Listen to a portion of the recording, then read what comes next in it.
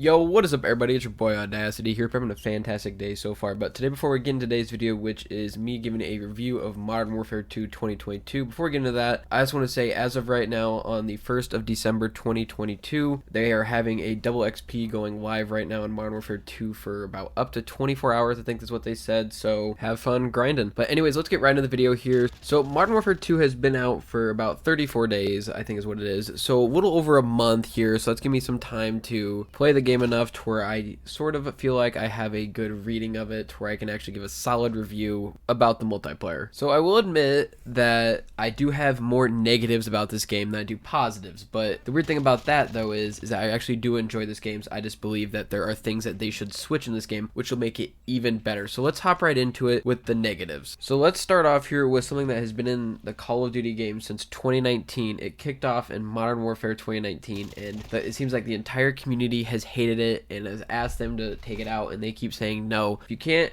figure that out already, it is skill-based matchmaking. This is something that was accidentally put into the beta for 2019's COD, and they're like, oh, we can just take it out with ease, and then it's stuck in the game ever since. And they have said that they can take it off, but they just don't want to. So that is something that I feel like they need to completely wipe out of the game and just create a ranked playlist and then a unranked. So if you want to play ranked, go sweat mode, go to that playlist. But if you just want to play casual and have fun with friends, then you do unrated. Because it's to the point now where some of my friends don't like playing with me because they feel like they're going up against tryhard, so they want to play by themselves or whatever, which is no fun playing by yourselves. I would much rather play with friends than sit there and just play solo all day. It's not as fun as making some good memories with friends. So I feel like they should definitely either tone down skill-based matchmaking or just completely take it out of the game. Like, I'd be completely fine with it out of the game and just going back to the old days where you were just sticking in that lobby right there. You could actually play multiple games with the same people and just have a bunch of fun. So going on with skill-based matchmaking, one of the main reasons they said they want to keep this in is so it's fair for everybody. And then that leads us into our next thing here, which is the UI for this game. Holy shit, I didn't know that I needed a tutorial on how to access through the menus and shit in this game and create classes. Like, for the first few days, I was so confused on like how to access stuff. Like, just to like get a friend in there, you gotta press start, you gotta press Y, you gotta go over a few columns to where it says friends, and then you go down. Like, why is it I gotta go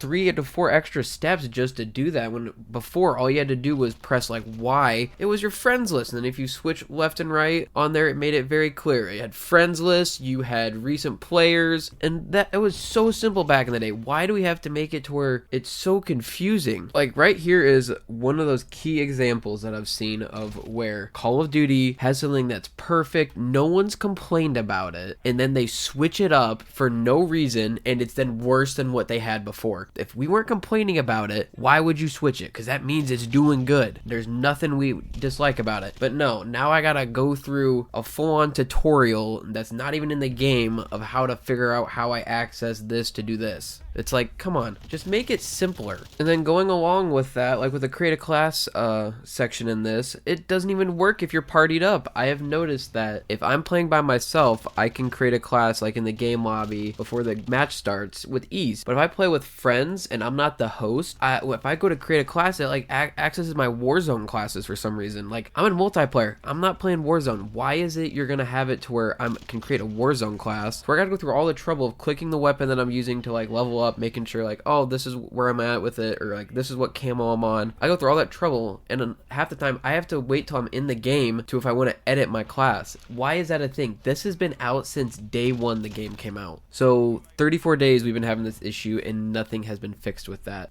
which is something I don't understand why. It seems like there's all these other glitches that have gotten fixed, but why not the create a class one? Because that's a key feature in the game. That is one of the most important things in the game is creating a class. Everybody does it, so why has it not been fixed? So let's move into the gameplay side of things. So one of the things that I have said since the beta came out was footsteps, and holy shit, are footsteps way too loud. This basically makes it to where if you have a good headset and you can sound whore, you are gonna be great in this game, because guess what? Nobody can sneak up on you. Nobody can do those like cool little sneaky plays where they run around the entire map and flank somebody and you win the game. Nope, you can't do that in this unless you have dead silence, which is also another thing that I want to go into when we get into that section. But I just feel like they need to reduce the volume for footsteps to like 50%, because I hate it how it promotes someone to just camp in a corner the entire game, and all you have to do is just, oh, I can hear somebody coming, wait for me to come around the corner, and then shoots me. Where for me, I don't hear anybody because he's just sitting there. That doesn't promote people to move around the map. It just promotes camping. So they need to reduce it by like 50% or add dead silence as a perk into the game instead of as a field upgrade. But going along into dead silence here, they just need to either, like I said, make it a perk or turn it to when you activate it, which that has a full-on animation of you like pulling it out and activate. They just need to take that whole animation thing out of there. Just do like it was in 2019 when you activate it, it just instantly activates it. Then take away this big loud buzzing sound of when you activate it, because that alerts enemies to knowing there. What's the point of being quiet like this is supposed to be when as soon as you activate it, it makes a big loud noise that alerts the enemies like, oh, somebody's gonna be sneaking around now. That's so pointless. We had this in the first beta where it was a thing, so they took it out. And then look at that. The game at one point had it to where you personally yourself, they took it to where you yourself could not hear the sound, but everybody else could. I didn't know that till one of my teammates, or one of my friends I was playing with, was like, hey, did you activate dead silence? It's like, yeah. He's like, oh, I could hear that. I was like, what? It didn't do any sound for me. Yeah, they took that out at one point just so they could make it better, but then they reversed it back after people started calling them out for it. Moving along from there, let's go into the perk category. So this year they've decided to do it to where you get 4 perks. You get 2 at the start. As you work your way through the game, you gain another one and then another one. They have 4 different sets here. Each perk is into a different category. You get 2 at the beginning, like I said, then 1, then another one. Let's go into that. I think that's completely stupid because of the fact of how OP it can be at some points. Like, let's say you're playing Search, for example, and Ghost is in the last column of perks you can get. So you have to wait till you're probably like 3 or 4 rounds into the game, which the game's basically half over when time you gain your 4th perk. So for those first like 3 to 4 rounds, if somebody gets a UAV, you're screwed. So look how OP that is. If you get a team who gets UAVs every round, it's going to be a slaughter unless you can get somebody who can shoot it down or people actually are decent at the game. But that isn't how it should be. You should just be able to start with 4 perks at the beginning and then run through with the entire game. I don't know why they decided to switch it to where, oh, you get 2 perks right now, then you'll get 1 later, and then 1 later on. No, just go back to 4 perks at the beginning and call it good. I could go into more detail with the perks here, but I feel like that's the best example I can give about the whole perk thing on why they should switch from this whole 2 to 1 to 1, instead just go with 4 at the beginning of the game. But moving along from that, let's go into the time to kill here. This is going to be a pretty fast topic because the time to kill is way too fast in this game. Like, it's to the point where sometimes if there's 2 guys next to one another and they're both looking at me, in some CODs I can turn on both of them there and kill both of them, but in this it's very slim to none. Like, holy shit, I've never seen it to where walk around a corner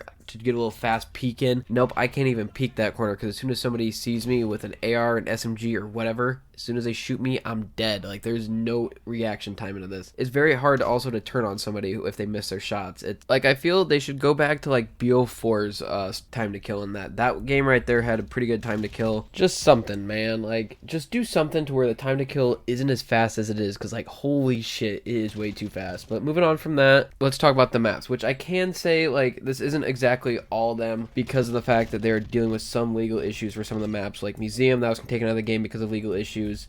There is talk that the race track 1, it might be getting taken out due to legal issues, as well as the hotel map. So I can't really say this is all their fault, but there just needs to be a little bit more variety of maps. Like, yeah, they just added Shoot House in, Shipment's coming soon, but just some more maps, I feel like, just to spice it up a little bit more, which I'm sure that will come as the game progresses. But off launch, I feel like a few more maps would have definitely been a positive for the game. But moving on from that to the last thing here, which is crashes and glitches. Like, holy shit, this game, with I don't know how many times my game has crashed just randomly for no reason, especially in DMZ, which I might do a DMZ review at some point, so let me know down in the comment section below if you would like a DMZ review with that, because I've been playing that a lot lately. Have a lot of fun with that. But the amount of times one of my friends has dealt with this since the game came out, well, the past 2 weeks recently, it's been really bad, but him just getting kicked from the game for no reason. It will legit say in the lobby, so-and-so kicked. Like, it doesn't say like timed out, like you like lost connection or whatever, but just the amount of the game freezing and glitches is insane in this game. I don't know why. It doesn't matter if you have the latest console, the latest everything for PC, but it just doesn't matter. Your game's gonna crash regardless. And before we move into the positives about this game, I do have a clip here of Nadeshot speaking his peaceful truth about the whole crashing situation. Dumbass fucking game, bro. You sit here for fucking 9 hours trying to do this shit. We get to the 5th fucking game and my shit crashes on a fucking state-of-the-art PC, 3090, i9 maxed out, spec'd out, $5 grand on this fucking thing for this dumbass fucking game to crash. Jesus Christ, I just spent my whole day trying to get this goddamn thing. I mean, I know I sound like a whiny little bitch about a video game, but Jesus Christ. Fix your fucking shit. You just made $1 billion! And you've done it every year! Every fucking year! You have made $1 billion+ from this game! And I can't even fucking play it! Holy shit! Alright, so moving forward from that clip there of Nadeshot, which he really did speak his honest truth on the game, let's move on to the positives of the game, which even though there are not as many positives as there are negatives, I really truly do enjoy this game. I just feel like the things I listed earlier can benefit this game and make it better than it already is. So let's hop right into that with one of the first things that's going to be on this list, which is the camo grind. And even though they've made it a lot easier to get camos than they have in the past, all you gotta do is get 4 and then get the gold camo and you're set, which yeah, it's a lot easier, but it's still a lot of fun. Like, it's to the point now where I'm racing my friends to getting the Orion camo, which is amazing because I really haven't had to race anybody on this scale to where there's multiple people doing it in a long time. I can't honestly remember the last time I've actually had to challenge some of my friends to a camo grind because not everybody was interested in it. But with this right here, everybody in my friend group seems to be interested in getting the Orion camo, which is not as cool of a camo. They've done some stuff to it, which I think it's gonna, if they keep tweaking with the camo and making it to where it moves a little bit more, I feel like the Orion camo is definitely gonna be a cool camo to get. But moving on from that with the camo grind, one of the cool things I think they added in this game with the kill streaks or score streaks was the ability to switch between kill streaks to score streaks, which is awesome because if you're an objective player, kill streaks aren't really going to do shit for you, but since they've allowed it to where you can switch to score streaks, it's amazing. I've found that I'm more of an objective player myself, so with that being said, when I switched to score streaks, I was getting all of those a lot faster and a lot more frequent because of the fact that if you play the objective, you should get a benefit from that. With kill streaks, it doesn't benefit you since the only thing that can make you go higher on that is kills. Moving along from that, for weapons in this game, I feel like they have a good amount of weapons because, what was it?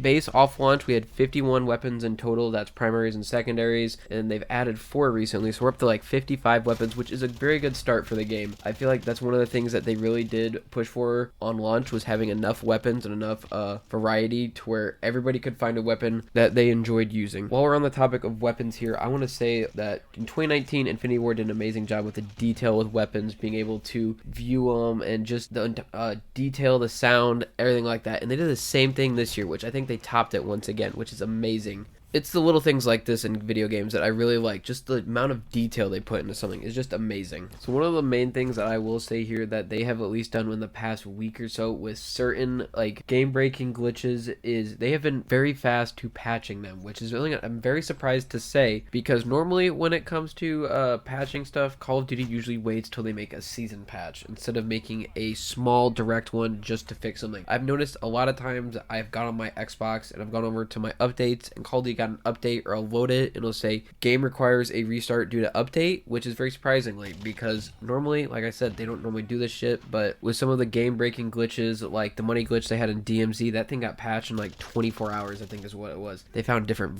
variants of how to do the duplication glitch, but it seemed that in time each one got patched. One of the things I will say though that they didn't go really fast on was the Riot Shield invincibility glitch, which very much so was terrible. But it seems now that they're getting a wrap on things, and if there's any ground game breaking glitches, they are willing to come out with a patch for it to fix it right away, which is amazing. If they continue to do stuff like this, this is going to benefit the game a lot due to nothing being too overpowered / game breaking. So the last thing I'm going to talk about here is the gameplay. Besides the stuff I listed earlier in the video that I complained complained about that they should work around. I really can't complain much besides gameplay or wise. Like, I'm enjoying most of the game modes, pretty much all of the maps besides Border Patrol. That map can go for a walk. Anytime I see that map, I don't want to play it. But besides that, this isn't a bad game. This has a lot of potential, especially since this is going to be the first COD where it's a 2-year COD, which means that if they keep updating content in this game, it has the capability of becoming a very great COD. So hopefully they stick to it, keep doing these updates, patch notes, whatnot. Just continue to add content from here on out, and this is going to be a really good game. Can't wait to see what the future has to hold for this game. But anyways, if you did enjoy this video, please be sure to smash that like and subscribe if you are new. We are on our way to 500 subscribers. Hopefully we can hit that by the end of the year. But anyways, hope you have a good rest of your day or whenever you're watching this video. It's your boy Audacity. Peace out, everyone.